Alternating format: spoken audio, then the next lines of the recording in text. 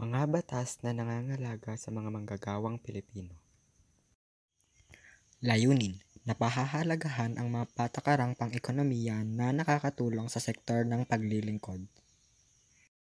Number 1, Act 86, karagdagang bayad sa pagtatrabaho sa gabi na hindi bababa sa 10% ng kanyang regular na sahod sa bawat oras na ipinagtrabaho sa pagitan ng ika-10 ng gabi at ika-6 ng umaga. Number 2, Act 96, may karapatan sa isang tamang bahagi sa 85% na kabuuang koleksyon ng lahat ng manggagawa sa isang establishmento. Number 3, Republic Act Number 6727, Wage Rationalization Act, nagsasaad ng mga mandato para sa pagsasaayos ng pinakamababa na pasahod o minimum wage. Number 4, Republika bilang 8187. Sa batas na ito, nabibigyan ng 1 linggong pahinga ang ama ng tahanan kapag nanganak ang asawa upang mabigyan ng kumpletong suporta ang panganganak.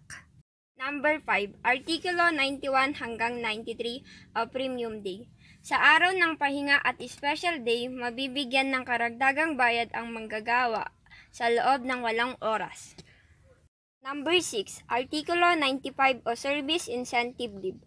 Ang manggagawang nakapaglingkod ng hindi kukulangin sa 1 taon ay dapat magkaroon ng karapatan sa taunang Service Incentive Leave na 5 araw na may bayad.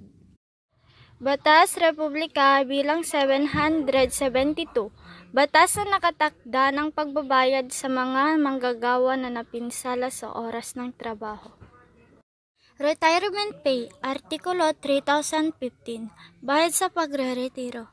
Ang sinumang manggagawa ay maaaring i-retiro sa sandaling umabot siya sa edad na 60 taon hanggang 65 taong gulang at nakapaglingkod na hindi kukulangin sa 5 taon.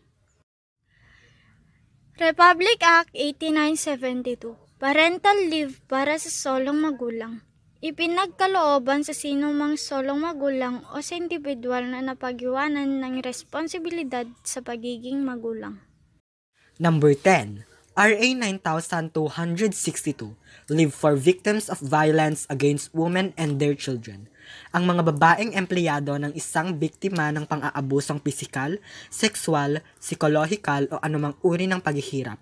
Kasama na rin dito ang hindi pagbibigay sustento, pagbabanta, pananakit, harassment, pananakot at hindi pagbigay ng kalayaang makasalimuha o makalabas ng tahanan mula sa kanyang asawa, dating asawa, kasintahan ang may karapatang gumamit ng leave na ito, 10 days leave with pay.